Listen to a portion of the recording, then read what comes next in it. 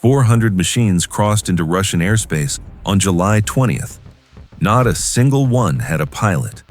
Moscow's $50 billion air defense network, built to stop nuclear missiles and stealth bombers, had no answer for something that costs less than a used motorcycle. This is the night Russia discovered it had been fighting the wrong war. July 20th, 2026, past midnight over Moscow. On Russian radar screens, hundreds of small contacts appear at once. Too many, too fast, too cheap to make sense. No pilots, no radio chatter, no warning that fits the manual. For 30 years, Russia built its air defense around one assumption: the enemy's weapons would be expensive, rare, worth intercepting one at a time. Tonight, that assumption dies.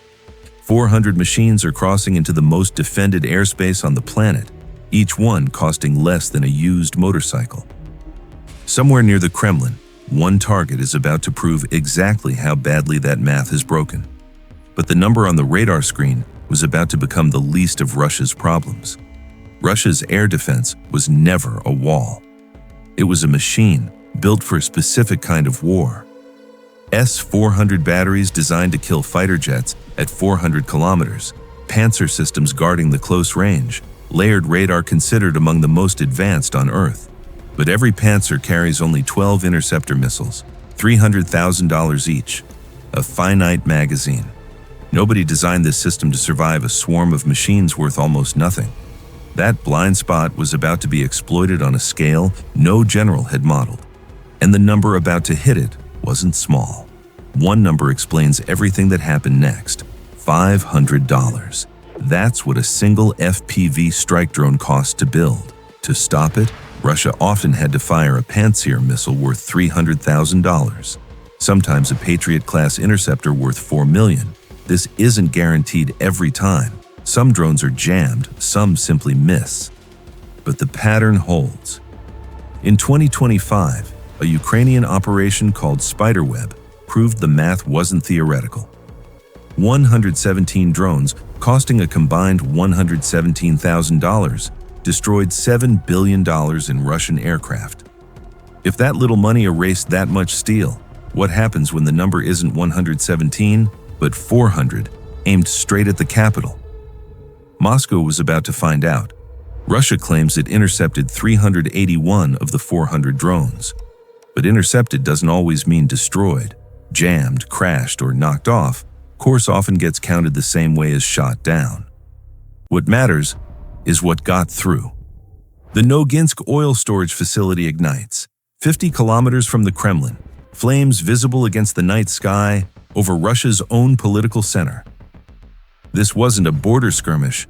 This was proof that Moscow itself, the seat of Russian power, now sat inside effective range of machines with no pilot and no radio signal to jam. And this happened before Russia fully understood what was actually flying at it. Because the drones getting through weren't just lucky. Some of these drones don't need GPS. They don't need a constant signal from an operator.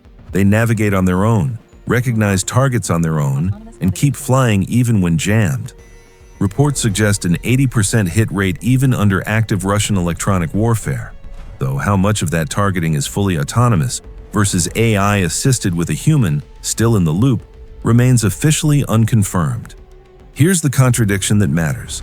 Russia's entire counter-drone doctrine was built on jamming a signal, cutting a leash. But you can't cut a leash that isn't there. The side closing that gap the fastest wasn't the one with the $50 billion system. It was the one that couldn't afford to lose. This wasn't a single night. On August 2nd, 635 drones hit in one wave, the largest swarm yet. Moscow has now been struck more times in the first 7 months of 2026 than in all of 2025 combined.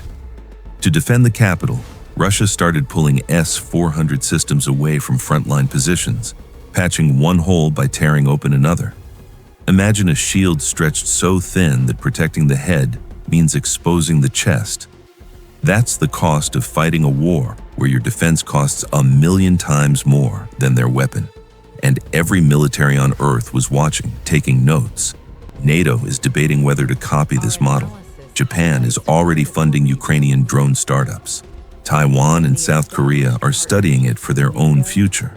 Russia spent decades preparing for a war where the expensive side always wins. Nobody accounted for the cheap side outproducing, outadapting, and outthinking a superpower's entire defense budget. The question isn't whether low-cost autonomous warfare works anymore. Moscow already answered that. The question is, who adapts to it first, and who gets caught still defending yesterday's war?